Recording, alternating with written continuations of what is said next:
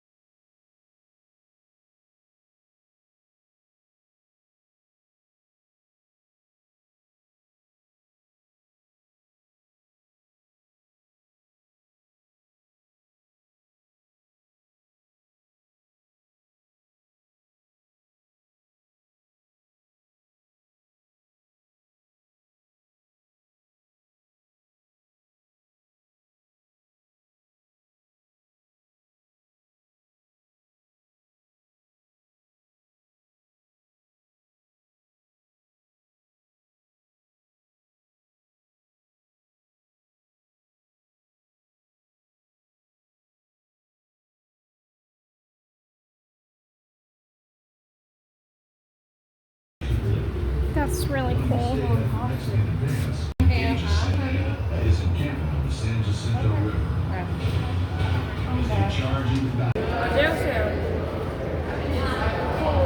With the real.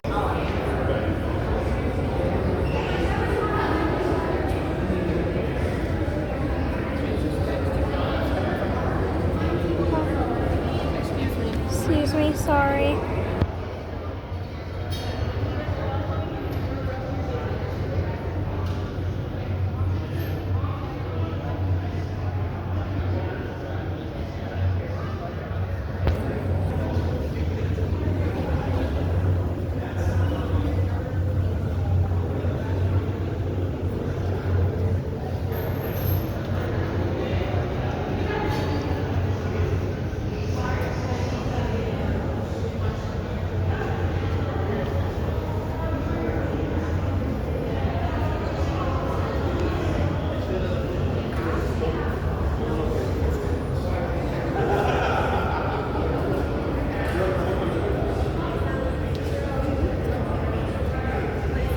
I would Google the Texas Archaeological Society, and if you want to learn more, they do have camps where the kids are allowed once a year. I just attended the camp about a month ago, like this field school. Okay. Something you'd be interested in? Yeah, Okay. Texas Archaeological Society field school. Google that, and it'll take you. And, yeah. Thank you. Have y'all found anything interesting yet, or is it just? In this unit, this unit was highly disturbed. There was a lot of construction material that was churned. But there has been some stuff, like cool stuff. Spanish colonial. Oh wow. Ceramics. It's cool.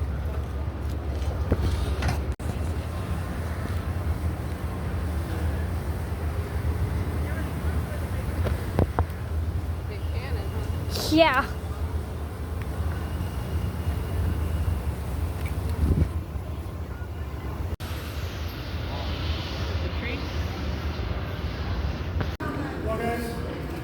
I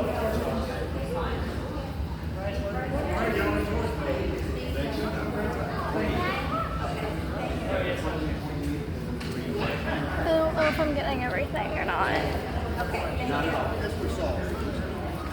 Oh, good. We're gonna go back. Okay. Okay. All right. I'm trying to not get other people in this. I'm trying to not get other people in it. Spoon.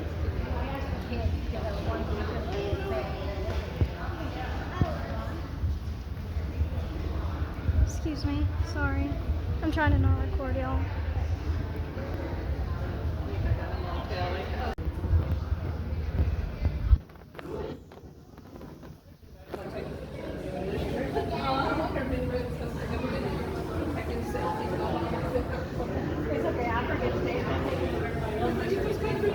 Sorry. I'm trying to not get in your way.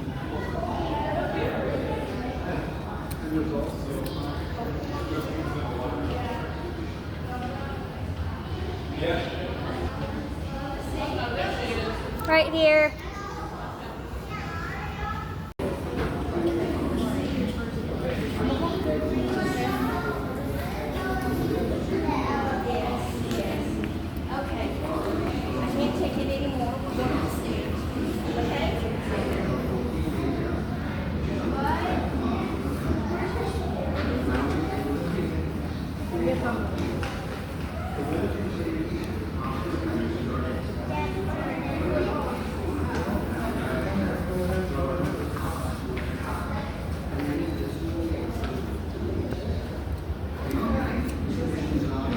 Well, we started on this side, so we don't. Sorry. Oh, you're okay.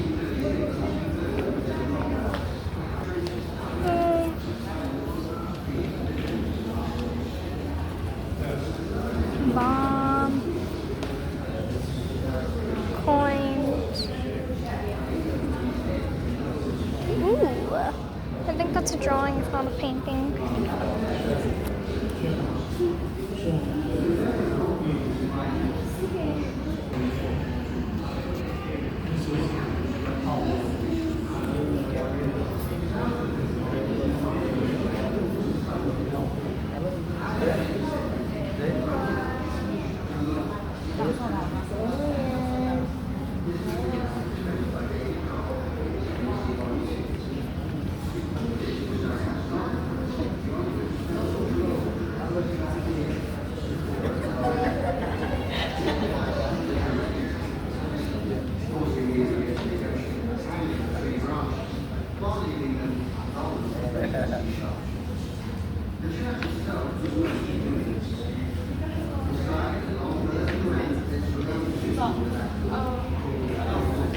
Papa. Ooh.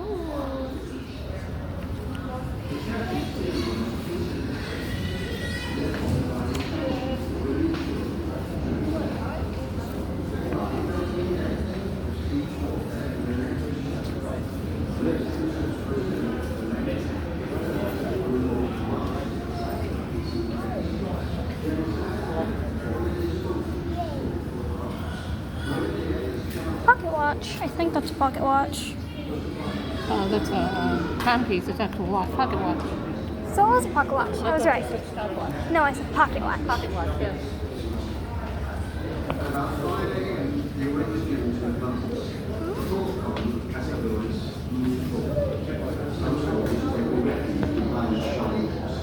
Many of them carry scaly lamps.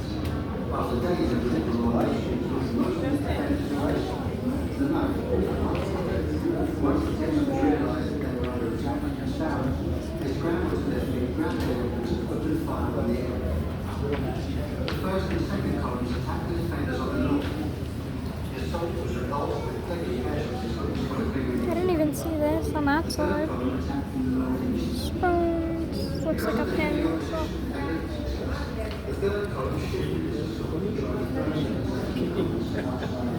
Girl would be the key, you would think, but the flag would normally be the symbol that you have. I don't know.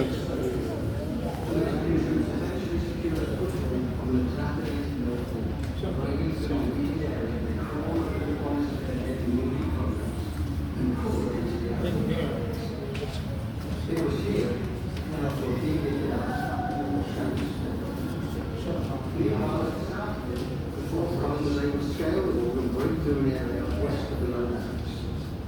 Realizing that they had lost control of the quadrangle, the defenders took refuge in many of the buildings, including the long barracks and convention. Here, heavy fighting developed. The Mexicans turned the Texan cannons to blast down various buildings, but in doing so, they Bigger killed many weapons. confused and smoke-filled anymore. The long barracks was the scene of some of the most finicky good Santa Anna's promise that no one would be spared. Mexican soldiers hunted down and killed.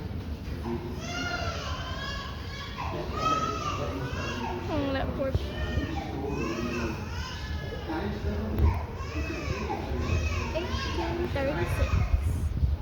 Took down the defender's flag and replaced it with his unit's colours. He was then struck down by a Texan bullet. Lieutenant Torres is one of the many Mexican heroes that died that day. One of the last areas to fall was the palisade in front of the church. This will be forever debated among historians. With the last defenders killed, only the women, children and slaves who had taken refuge in the sacristy were spared. Dawn Road grew stronger in the hearts of other Texans. Following the massacre of Goliad 3 weeks later, where hundreds of Texans were executed, Houston's army was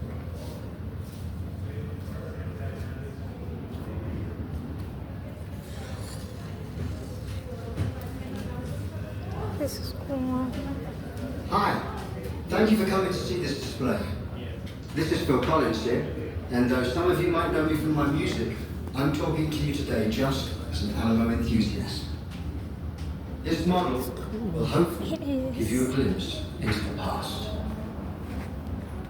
Santa Anna arrived with troops in San Antonio on February the 23rd, 1836, and laid It's very siege to the detailed. Alamo, limiting the defenders' food, supplies, and communication. In the following days, the Mexican army continued to grow. On learning that Texan reinforcements were not coming, the defenders sensed gloom. Adding to this, the haunting notes of the deguello echoed across the plains, signaling that the Mexican army would take no prisoners alive.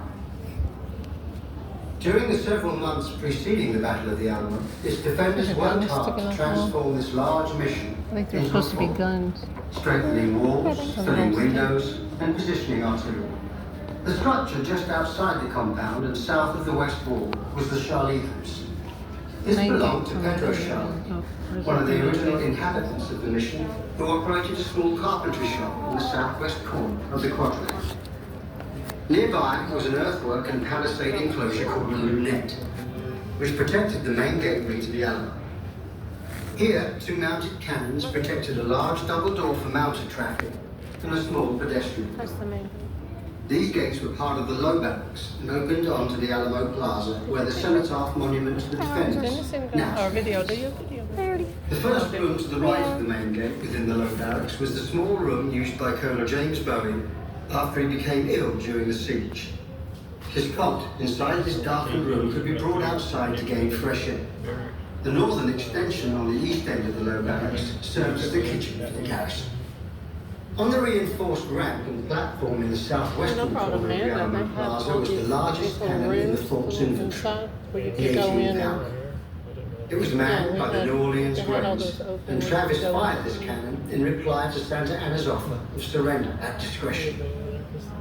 Adjacent to it, where Pedro Charlie had his carpentry shop, was the post's blacksmith shop. The structure next to this was the artillery command post. We're here, right? Just north along the west wall was the site of the Alamo's gun area, which was also manned by some of the New Orleans Greys. This large camp was devastating at close range. Midway down the west wall was a gable structure that was once the Trevino house, and during the siege this site served as Colonel Travis's command center and headquarters. Here, Travis prepared and planned for the battle. The next house northward along the west wall was the southern Castaneda house. The northern room of the house was in ruins and was converted into a gun position which fired through an open window to the west. The northwest corner of the compound contained the northern Castaneda house, which had been covered over and reinforced for use as a heavy gun position. Equipped with one cannon firing to the west and another firing north, it was one of the main defensive positions for these two wards and was called the Fortin de Conde. Just west of here was the fort's weakest point, where wooden beams reinforced the partially moving wall. Farther east along the north wall was another fortified gun position called El Fortín de Tirana, which was under the direct command of Colonel Travis. Mounted here were 3 cannons, all firing north. The wall continued eastward past the remains of the Reyes house. From the northeast corner of the compound it ran south along a group of huts called jacales, and ended in a small gate opening to the east. Beyond the gate was the mission's large granary, previously used for storing foodstuffs. In 1836 it was converted into the long barracks for housing soldiers. The Sanchez Navarro map described trenches dug lengthwise inside the building to aid the defenders' last-ditch stand. At the southern end of the long barracks was the 2-story convento, which had housed priests during the mission period.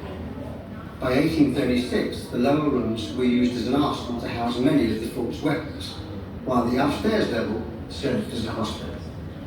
The convento courtyard was divided into 2 portions, one which contained the main well for the Alamo, and a smaller area which contained the fort's latrines. A small cannon was placed in the northeastern corner. South of the convento, in front of the mission church, was the southern courtyard. A palisade extended from the corner of the church to the low barracks with a centrally placed cannon. This was the area defended by David Crockett and his Tennessee volunteers. A ditch was dug outside the palisade, beyond which felled trees were dragged and stuck together to form an abartine. This device hindered direct attack of the palisade, forcing the enemy to negotiate a tangle of tree branches while leaving them vulnerable to the Tennessee sharpshooters. The church itself was mostly roofless. Inside, a long earthen ramp led to a gun position on the back wall, called El Fortín de Cos. 3 cannons were placed here, all firing to the east. The church's inner rooms were considered the safest, and therefore provided sanctuary for the women and children during the battle.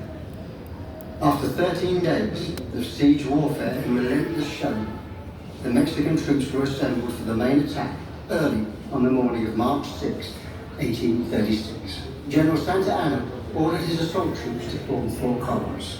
Grenadier and scouting, or cazadores companies, were supplied with 6 rounds of ammunition per man. The line companies were only issued 4. Each man was given 2 extra flints for his musket. At about 5 a.m., the order was given to advance. The 4th column of cazadores moved forward, some soldiers taking refuge behind the Charlitos. Many of the men carried scaling ladders. After days of little or no sleep at all, most of the defenders were resting, as the night had been a quiet one.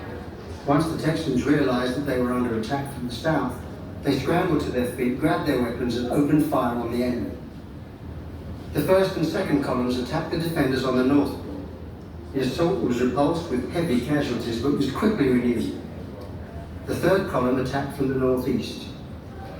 Because of the heavy opposition and little success, the 3rd column shifted its assault to join the 1st and 2nd columns outside the north wall. The combined forces called for additional support, and Santa Anna's reserves joined them for that final assault. The Mexican troops eventually secured a foothold on the dilapidated north wall. Breaking through the weakened area, they crawled over the bodies of their dead and wounded comrades and poured into the Alamo complex. It was here, at El Fortín de Tirana, that Travis fell. Meanwhile, at the south wall, the 4th column was able to scale the wall and break through an area west of the low barracks. Realizing that they had lost control of the quadrangle, the defenders took refuge in many of the buildings, including the long barracks and convento.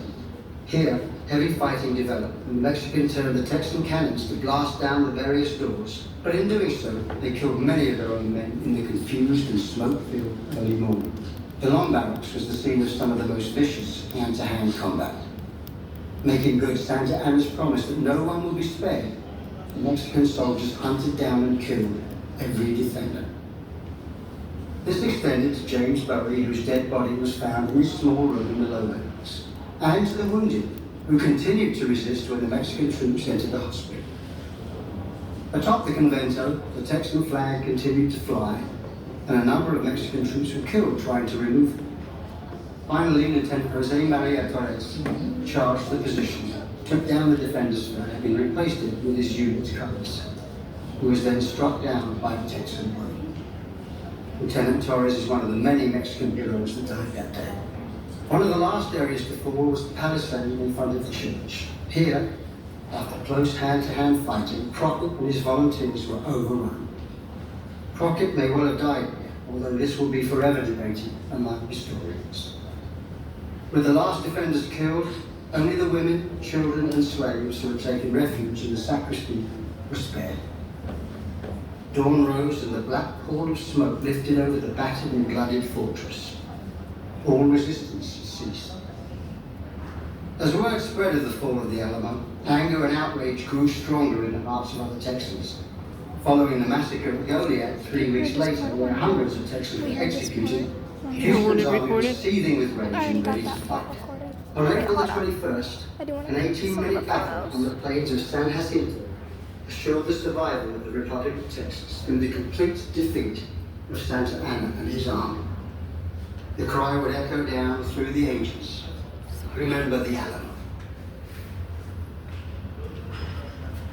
It's one sitting maps on the other side of the road. It fit in. This has got a good layer on. Yeah. Yeah. Mexican eagle. It's a snake and eagle. It's cool. I'm trying to, okay. I got some of it, but ta-da! Dang it. What? You did it? Yeah.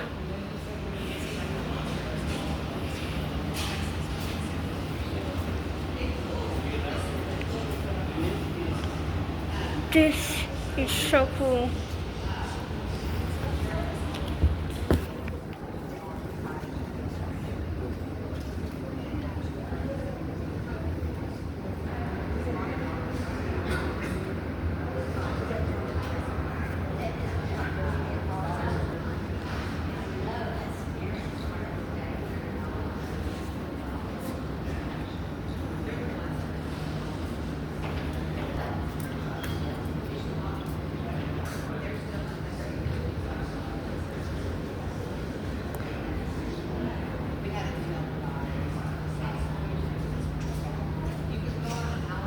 This is crazy.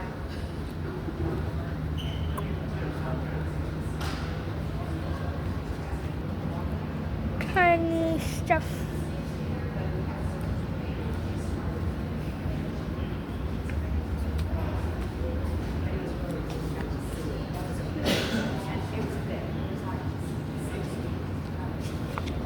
I think I got that. It's interesting, but I can ask because even though the city is all around it, there's not been much data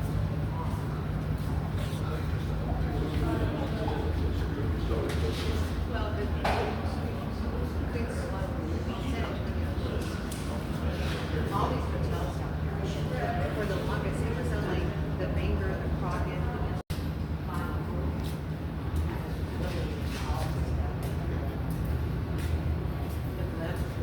They're so cool. It was pretty exciting.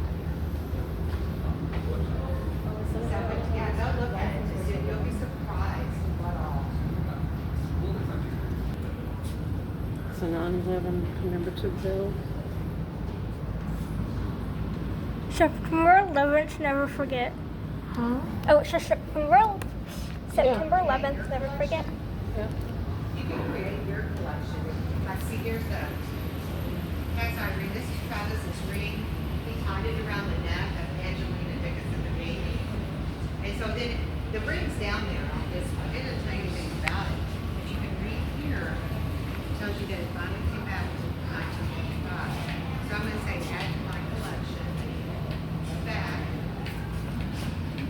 And now I can pick up 10 artifacts. Email them to my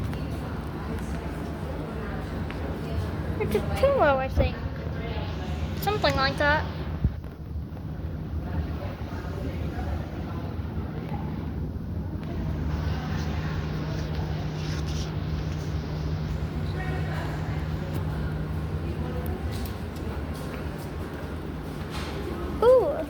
arrowheads, well, not arrowheads, but like spear parts and stuff. Little bags. Handmade, they're cute. They're cool. Look at the stitching on. It's all hand stitched. I love that. That's Isn't that like just almost a perfect stitch on each one? cannonballs and stuff. There's some of it's so tiny. Goes in the guns. Yeah.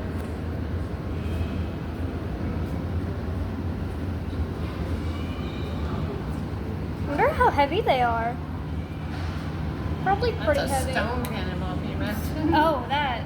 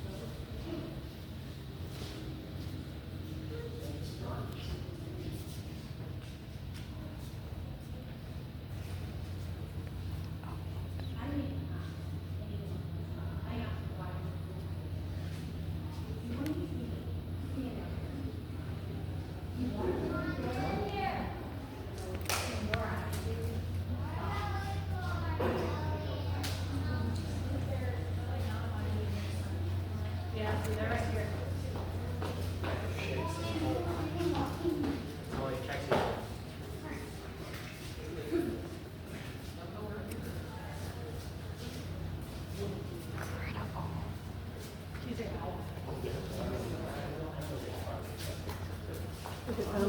We got 14 minutes. Okay. That must be the last room we can do. Okay. I think this is the last, well, besides the gift Well, shop. yeah, we have time for the gift shop? I'm sure. Bryce, what you doing?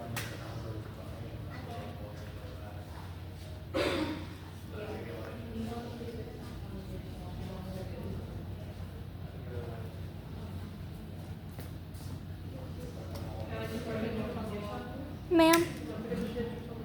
Oh well. Who's that?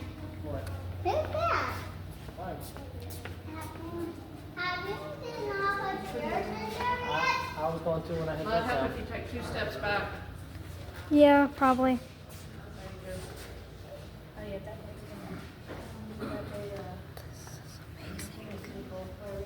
What? the big,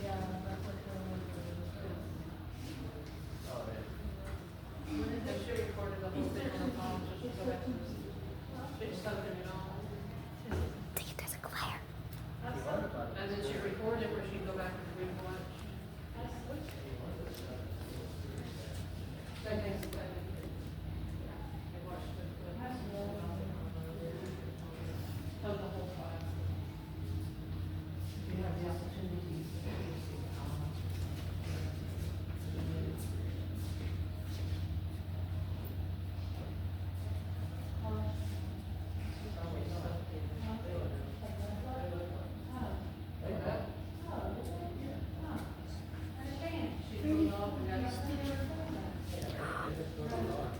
Oh, is that hair?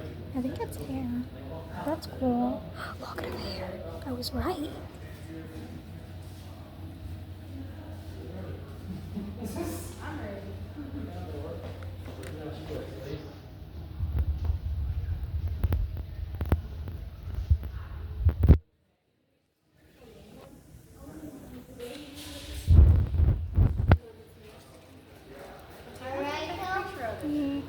Yeah, I just need to get this over here.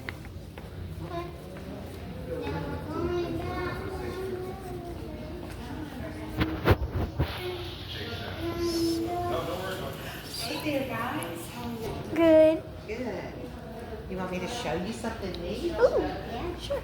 All right. Let's go over to the paintings over here. Y'all want to see something neat? Yeah. Come here. This is Donald Jenna. He's one of the people that donated a lot back to the Alamo. He's painted all of these. He is 93 years old and still drives. The fourth painting down there, he painted at 92 last year. But see how detailed everything is? I like the Yeah. coloring. And he has the cara, they call it the Mexican eagle. I think it looks like a buzzard, but that's what it is. But here's the neat thing. Look, it's like I Spy. He hides things. There's the cardinal and the mate. And then over here, he put a little dragonfly. You want to come look? That's so Y'all come cool and look. detailed. And then there's one flying right there, the dragonfly. There's fish. And there's a bunch of fish. And then he put a squirrel up in the tree. Just very unique. But he's 93 and still driving, which blows my mind. If I'm 93, I want to be going like that. This, you see, we talked about it in detail. Look at don't touch it. The candle reflection in the water. But see the saddle pommel? That is displayed right over there, one just like it. How Donald Jenna got I his think I collection. saw that He one. was a painter, an artist, and he wanted it to be exact. So he started collecting things from that, what he was painting about that time period, and then he ended up with this fabulous collection of things. So he tried to be very authentic. But here's the cardinal and the female. This one, but you know, you can see the sunrise, you can see the rain, and he put some of the missions in them. Right here, I call it a horny toad, but horned frog. And then there is on the rock here, there's another dragonfly, and then right here is a tarantula on the rock. Ooh. Now this is the one he painted last year in 92. And it took me forever to find out. There's one odd thing here. And it is right here. And it is a scorpion. Could they make it any harder to find? Oh. Wow. That's And then here, Wait, look. Back up. Mm-hmm. Right. we have another horned Wait, frog. right here. Horny toad. Wow. But look at the diamondback rattlesnake. And it's not a little one, it's a big one. But see, look at the dust that he put in the trail dryer. So cool. I mean, he's just, That's pretty cool at 90, you can paint that at yeah. 94. And then this one just has one, there's one of the missions, but it has an owl in the tree. That's, the cara is in every picture. Yeah, that's what I noticed. But it's just lots of details. So cool. Cows are branded. Yeah. You can see the branding on the tail. Yeah. I mean, but that's how he got his collection. That's so cool. Yeah. You know, it's time to go back down But there. it's really neat. Thank You're you. welcome. It's- Oh, this is one thing I didn't get. I got distracted. Hold on. I'm getting this because I wasn't paying attention to this.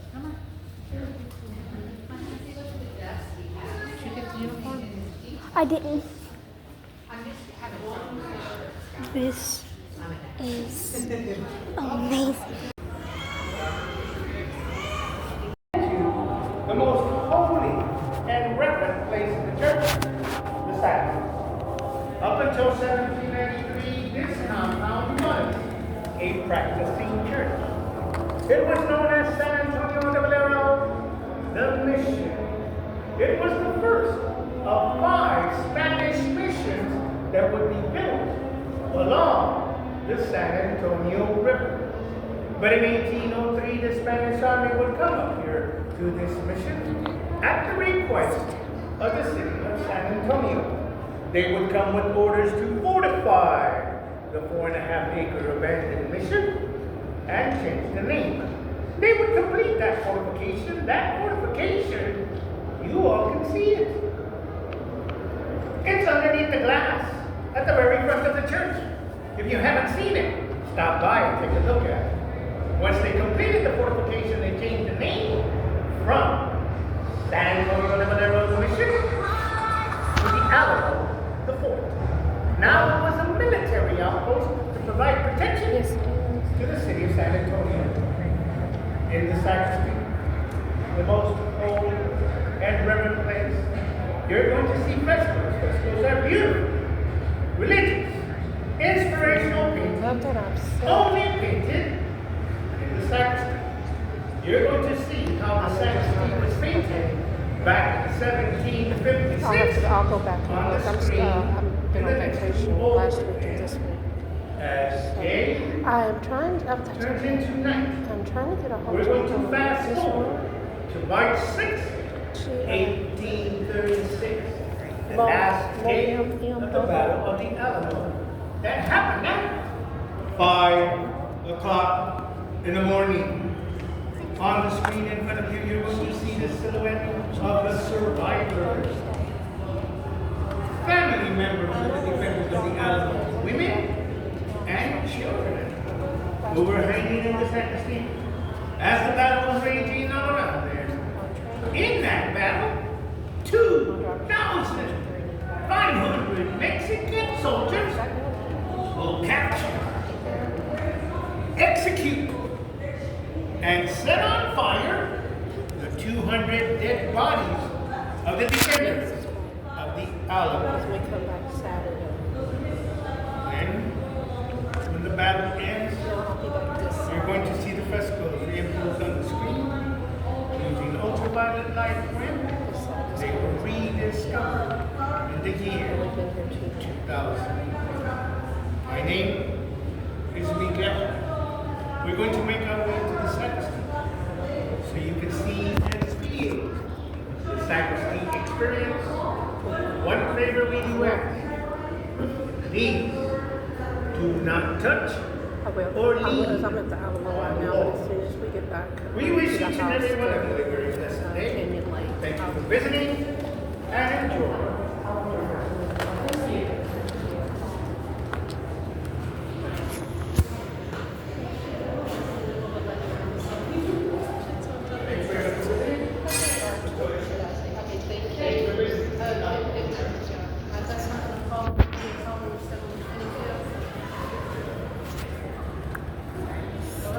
Dang it.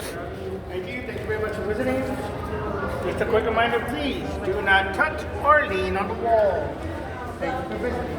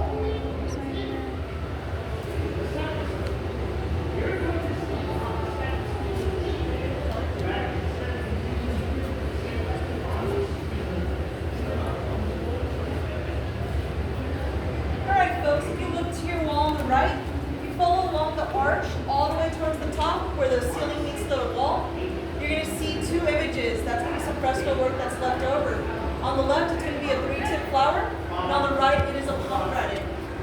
If you follow along down the wall, you're going to see right above our exit, there's going to be a line going all the way across that wall. You'll see some faint images of bread right there.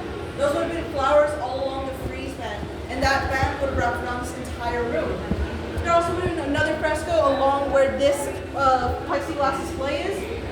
This is to show you guys where exactly it would have been on the wall, what the full design would look like, and to protect the fresco that lies directly behind it. All that remains really are going to be those reds and yellows because those are very vibrant colors, so that's why those are the only ones you really see, even if they are extremely faded. Thank you guys so much for coming in and enjoy the rest of your visit.